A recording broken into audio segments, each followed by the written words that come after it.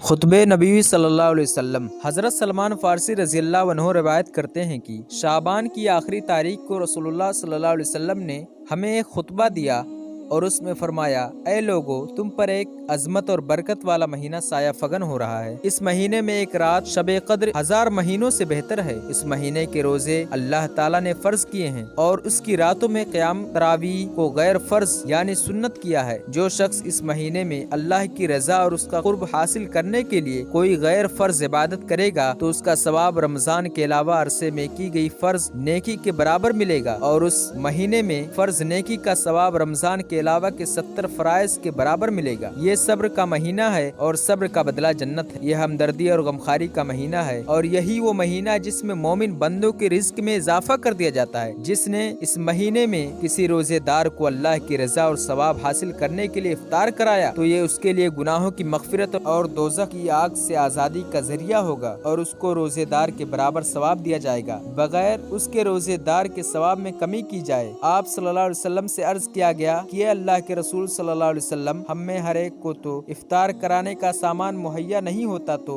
غریب لوگ اس عظیم ثواب سے محروم رہیں گے۔ آپ صلی اللہ علیہ وسلم نے فرمایا کہ اللہ تعالیٰ یہ ثواب اس شخص کو بھی دے گا جو ایک کھجور یا دودھ کی تھوڑی سی یا صرف پانی ہی کی گھونٹ پر کسی کا روزہ افطار کرا دے۔ اس کے بعد آپ صلی اللہ علیہ وسلم نے فرمایا کہ اس مبارک مہینے کا پہلا حصہ رحمت ہے، درمیانی حصہ مغفرت ہے اور آخری حصہ دوزخ کی آگ سے آزادی ہے۔ جو آدمی اس مہینے میں اپنے غلام خادم کے کام میں ہلکا پن اور کمی کر دے، اللہ تعالیٰ اس کی مغفرت فرما دے گا اور اس کو دوزخ سے رہائی اور آزادی دے گا۔ اس مہینے میں 4 چیزوں کی کثرت رکھا کرو، جس میں 2 چیزیں ایسی ہیں کہ جن کے ذریعے تم اپنے رب کو راضی کر سکتے ہو، کہ 2 چیزیں ایسی ہیں جن سے تم کبھی بے نیاز نہیں ہو سکتے، وہ کلمہ طیبہ اور استغفار کی کثرت ہے، اور دوسری چیزیں یہ کہ جنت کا سوال کرو اور دوزخ سے پناہ مانگو، اور جو کوئی کسی روزے دار کو پانی سے سیراب کرے اس کو اللہ تعالیٰ قیامت کے دن میرے حوض کوثر سے ایسا سیراب کرے گا جس کے بعد اس کو کبھی پیاس نہیں لگے گی یہاں تک کہ وہ جنت میں پہنچ جائے۔